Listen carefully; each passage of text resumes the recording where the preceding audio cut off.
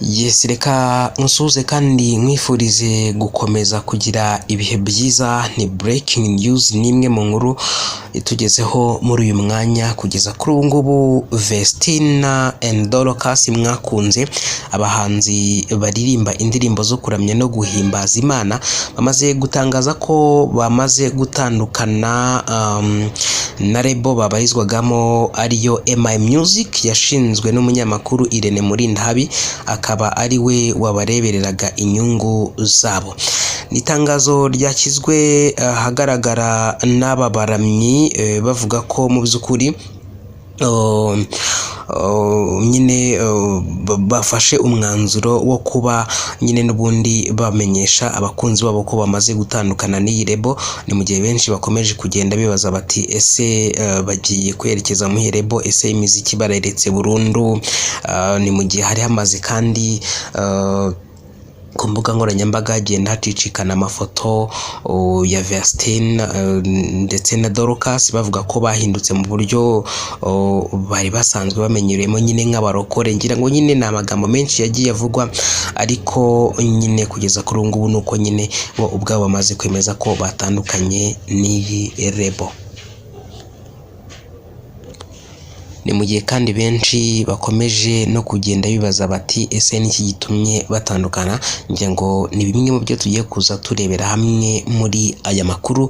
Icyo usabwa nta kindi no gukanda kuri subscribe, ubundi kugira ngo n'ubundi tujye tubana mu nkuru zacu zigiye zitandukanye. Sinzi niba muri mu nkundire tukanyuza amaso mu bitekerezo by'abantu bagiye batandukanye, ariko mu by'ukuri ubona ko ari inkuru yakiriwe n'abantu neza cyane, ko bamwe bibaza bati ubundi niba umwe ari muri Canada undi ari mu Rwanda, ati ndumva n'ubundi bari n'ubundi batagikwiye kuba n'ubundi bakorana, cyane ko murabizi ko Vestina yashatse umugabo, ari married, akaba nyine n'ubundi aba hariya mu gihugu cya Canada, cyane ko umugabo we n'ubundi yari yaramaze gutangaza ko adashaka ko umugore we yongera kumubona muri ibi bintu by'umuziki, cyane ko nyine ngo atubahirizaga inshingano z'urugo.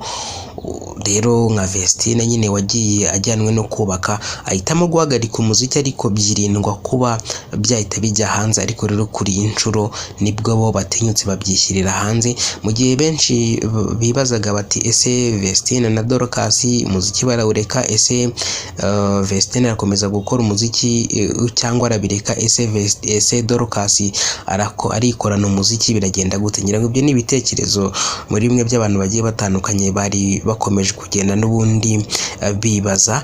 Gusa bamwe bakagira bati cyangwa nuko Irene agiye kugira umuryango, agiye gukora ubukwe, wenda ari kubona kubimanaginga atazabibasha, wenda niyo mpamvu bahisemo gutandukana nabo.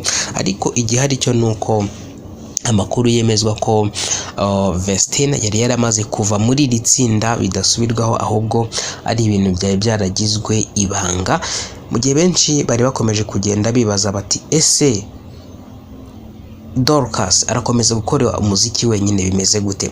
Rero kugeza kuri ubu ngubu icyo nababwira nuko impamvu nyamukuru itumye Vestina and Dorcas bava muri iyi rebo ya MI Music yabarebereraga mu nyungu zabo, nuko nyine Vestina yari yarabujijwe n'umugabo we ko adashaka kuzongera kumubona muri biriya bintu by'umuziki, nubwo yamumenye ari mu muziki, ariko nyine yahise awumukura. Mugira ngo murabizi ko akenshi na kenshi ibyamamare bigiye bitandukanye, akenshi niyo bikoze ubukwe, abagabo babo batari mu gisata n'ubundi cy'imiziki, akenshi bakunda guhita n'ubundi babarimita mu bintu by'imiziki, cyangwa se bakanabakuramo bikarangira nk'uko nyine n'abangaba bije kuza kuba byagenda. Rero nta yindi mpamvu nyamukuru itumye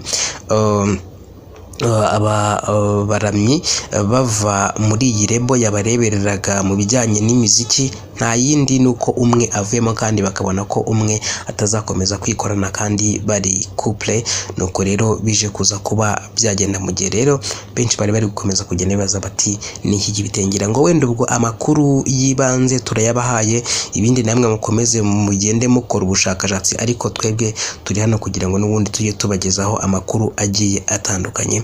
Hanyuma mu nkundire mbagezeho n'ibitekerezo by'abantu bagiye batandukanye. Inguyu yitwa Anita yagize ati Imana Imana iyobore mu bundi ibayobore mu bundi bwiza.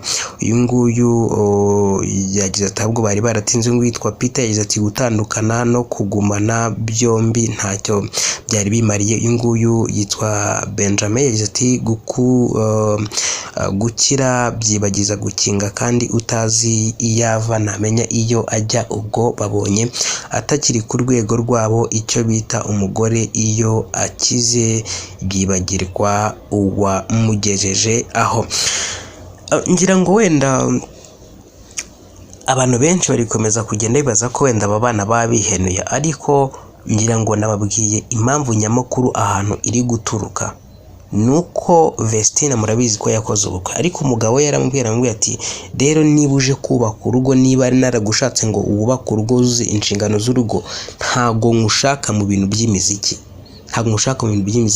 icara hano nyine ubu umugore mu rugo, buri uko ngushatse nyine nkubone. Yego rero Vestine kwa ko yarazi cyari kimujyanye avamo ibintu by'imiziki abishingukamo, ariko bigikomeza kugirwa nyine ibanga. Rero nta yindi mpamvu nyamukuru hari itumye aba bombi bava muri iyi rebo, ahubwo benshi bari gukomeza kugenda bibaza bati ese MI agiye guhita arokrita bariya ba Germaine na Alicia biragenda gute? Ngira ngo ibitekerezo by'abantu bigiye bitandukanye ni byinshi, ariko ngiye munankundire nsoreza aha ngaha, n'ubundi ngiye mbashimire, ubwo turakomeza.